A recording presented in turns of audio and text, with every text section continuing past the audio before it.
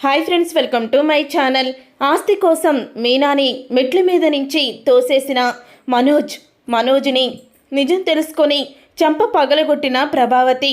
నిజంగానే మీనాని ఆస్తి కోసం మనోజ్ మెట్ల మించి తోసేశాడా? అసలు ఏం జరిగింది అనేది ఈ వీడియోలో తెలుసుకుందాం. రోషిని అలాగే మనోజ్ పెళ్ళి అయితే ప్రభావతి జరిపించేస్తుంది. ఇక రోహిణి అయితే తను అనుకున్నది సాధిస్తుంది. 1,50,000 పెట్టి ఇక ప్రభావతి ఇచ్చిన డబ్బులతో బ్యూటీ పార్లర్ కూడా పెడుతుంది. తర్వాత ఇక మీనాని తను కూడా అవమానిస్తూ ఉంటుంది. ఒకరోజు మీనా అయితే ఇక రోషినికి వార్నింగ్ ఇస్తుంది. నీకన్నా నేను ఇంటికి ముందొచ్చాను, నేను కూడా ఇంటికి కోడల్ని. ఎట్టి పరిస్థితుల్లో కూడా నువ్వు నా మీద పెత్తనం చలాయించావంటే ఈసారి నీ చెంప పగలగొడతాను. ఇప్పుడు వరకు ఏదో కొత్తగా వచ్చావులే, నువ్వే అర్థం చేసుకుంటావని అనుకున్నాను, కానీ నువ్వు అర్థం చేసుకునే పరిస్థితిలో లేవో, అందుకనే నీకు వార్నింగ్ ఇవ్వాల్సి వస్తుంది. ఈసారి గనుక నన్ను ఈ ఇంటి బానిసలా చూసావంటే మాత్రం ఊరుకునే ప్రసక్తే లేదు అని రోషినికి దిమ్మ తిరిగే షాక్ ఇస్తుంది మీనా అయితే. అప్పుడు ఇక మనోజ్ అయితే నా భార్యని అంటానికి నువ్వెవరు అని మనోజ్ అయితే ఇక మీనా మీద గొడవ పెట్టుకుంటాడు.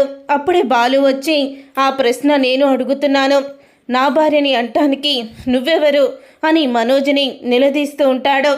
అప్పుడే ఇక మనోజ్ అయితే నీ భార్యని మాటలని అదుపులో పెట్టుకోమను, అసలు నా భార్య గురించి తను అలా మాట్లాడాల్సిన అవసరం ఏముంది అని అనంగాల్ని అప్పుడే బాలు అంటూ ఉంటాడు, నువ్వంతగా నీ భార్య మీద ఈగ కూడా వాలకుండా చూసుకోవాలనుకుంటే వెంటనే మీ ఆవిడ్ని తీసుకొని బయటికి వెళ్ళిపో.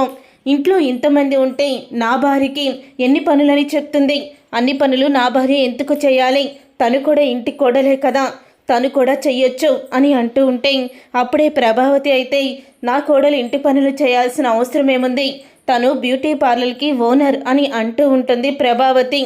అప్పుడే ఇక బాలు అయితే అంటూ ఉంటాడు, కోడలేమో బ్యూటీ పార్లర్కి ఓనర్ అయితే కొడుకేమో సోమరిపోతులా ఇంట్లో కూర్చొని తినే కోటీశ్వరుడా అని అంటూ మాట్లాడుతూ ఉంటాడు బాలు అయితే.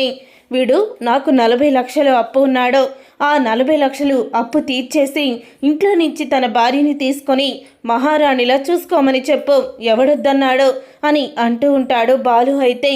అప్పుడే రోషిని అయితే అసలు ఈ 40 లక్షల అప్పు ఈయన ఎందుకు తీర్చాలి అని రోషిని అడుగుతూ ఉంటుంది. ఎందుకంటే అని ప్రభావతి బాలు చెప్పబోతుండగా, రే అవన్నీ ఇప్పుడు ఎందుకు, లోపలికి వెళ్ళు అని అంటూ ఉంటుంది ప్రభావతి. మీరు ఆగండి అత్తయ్య, ప్రతిసారి కూడా మీరు ఇలాగే ఆపేస్తున్నారు, ఎందుకు ఇలా ఆపుతున్నారు? అసలు 40 లక్షలు అప్పు వాళ్ళ నాన్న దగ్గరే మనోజ్ ఎందుకు చేశాడు అని అంటూ ఉంటుంది రోషిని అయితే. అప్పుడే ఇక సత్యం ఇంటికి ఎంతో ఆనందంగా వస్తాడు. సత్యం ఇంటికి ఆనందంగా రావడంతో అప్పుడే ఇక సత్యం అంటూ ఉంటాడు, కోర్టులో ఉన్న పాతకాలం మన ఆస్తి మనకి వచ్చేసింది, మన పూర్వీకుల ఆస్తి మనకి దక్కబోతుంది అని అంటూ ఉంటాడు.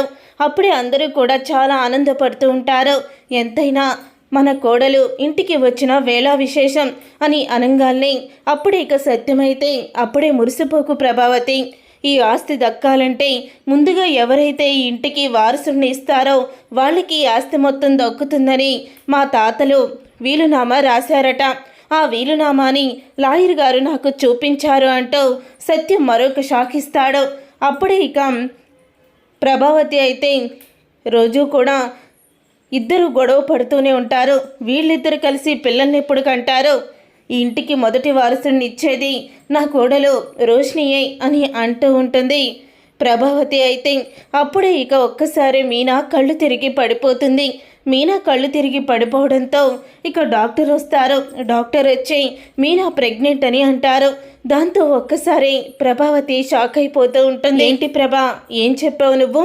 నీ కోడలు ఇంటికి మొదటి వారసుడిని ఇస్తుందా? లేదు, ఇప్పుడు మీనా మన ఇంటికి మొదటి వారసుడిని ఇస్తుంది అని అంటూ ఉంటాడు సత్యమైతే. బాలు మీనాలిద్దరూ కూడా భార్యాభర్తలుగా ఒక్కటైపోయారని ప్రభావతి షాక్ అయిపోతూ ఉంటుంది. వీళ్ళిద్దరూ ఎప్పుడూ కూడా గొడవలు పడుతూ ఉంటారు కదా, మరి వీళ్ళు ఎలాగా ఒకటయ్యారు అని అనుకునేలోపే అప్పుడే సత్యం తన తల్లికి ఫోన్ చేసి శుభవార్తని చెప్తాడు. ఆ రోజు నువ్వు పాలల్లో కలిపిన మత్తు మందుతో వీళ్ళిద్దరూ ఒకటయ్యారు, ఇక దాంతో మన మీనా ప్రెగ్నెంట్ అయ్యింది అని అంటూ ఉంటాడు సత్యం. ఆ మాట విని ఒక్కసారే షాక్ అయిపోతూ ఉంటుంది ప్రభావతి. మీనా ప్రెగ్నెంట్ అవడానికి కారణం నేనే, అసలు ఇలా జరిగిందేంటి అని అనుకుంటూ ఉంటుంది. ఇంతలో ఇక మనోజ్ అయితే ఎలాగైనా మనమే ముందు వారసుడిని కని ఆ కోట్ల ఆస్తిని మనమే దక్కించుకోవాలి, మనం డాక్టర్ని కలిస్తే బాగుంటుంది, పెళ్ళయి 3 నెలలు అవుతుంది కదా అని అంటూ ఉంటాడు మనోజ్ అయితే.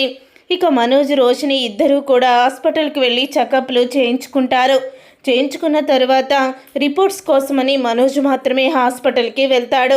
వెళ్ళిన తర్వాత ఇక మనోజ్తో డాక్టర్ అయితే అంటూ ఉంటుంది, మీలో ఏ లోపం లేదో కానీ మీ వైఫ్కి పిల్లలు పుట్టే అవకాశం లేదో అని అంటూ ఉంటుంది. డాక్టర్ అయితే ఇక ఆ మాట విని ఒక్కసారే షాక్ అయిపోతూ ఉంటాడు. మనోజ్ అయితే ఏంటి డాక్టర్ బాగా చెక్ చేశారా అని అనగానే, అవును మీ ఆవిడ గర్భసంచి తేడాగా ఉంది, తనకి జన్మలో ఎన్ని మందులు వాడినా మీరు ఎంతమంది డాక్టర్లకి చూపించినా కూడా పిల్లలు పుట్టే అవకాశం లేదు అని అంటూ ఉంటుంది డాక్టర్. ఆ మాట విని ఒక్కసారే షాక్ అయిపోతూ ఉంటాడు మనోజ్ అయితే. ఇప్పుడు ఆ మీనా బిడ్డని కని కోట్ల ఆస్తిని కొట్టేస్తుంది, లేదు అలా జరగడానికి వీల్లేదు, నా భార్యకి ఆ యోగం లేదు, కానీ నా భార్యకి ప్రెగ్నెంట్ అని చెప్పి నేను అందరినీ నమ్మిస్తాను, తర్వాత ఏదో ఒక చేసి ఎవరొక అనాథని తీసుకువచ్చి మాకు కొడుకు పుట్టాడు, మీనా కన్నా ముందే మేము బిడ్డకి తల్లిదండ్రులు అయ్యామని ఆస్తికి మేము కొట్టేస్తాము అంటూ మనోజ్ అయితే ప్లాన్ వేసుకొని వెళ్తాడు. అప్పుడే ఇక మీనా అయితే టెర్రస్ మీదకి వెళ్ళి కిందకి వస్తూ ఉంటుంది. ఇలా టెర్రస్ మీదకి వెళ్ళి కిందకి వస్తున్న మీనాని గమనించిన మనోజ్ అయితే ఇక మెట్ల మీద నూనె పోస్తాడు. నూనె పోసేసరికి మెట్ల మించి దిగుతున్న మీనా అయితే కాలు జారి కింద పడిపోతుంది.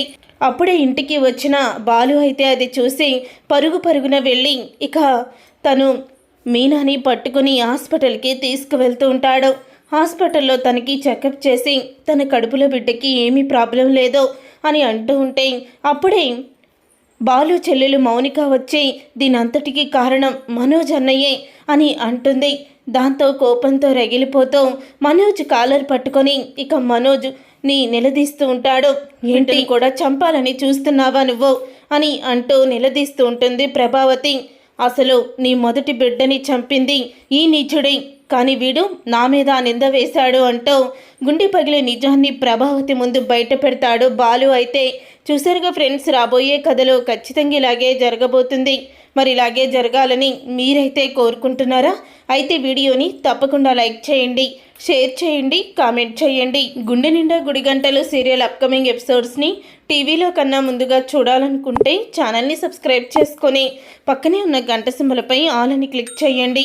అప్పుడే మేము పెట్టే ప్రతి వీడియో మీరు మిస్ కాకుండా చూసేవచ్చు.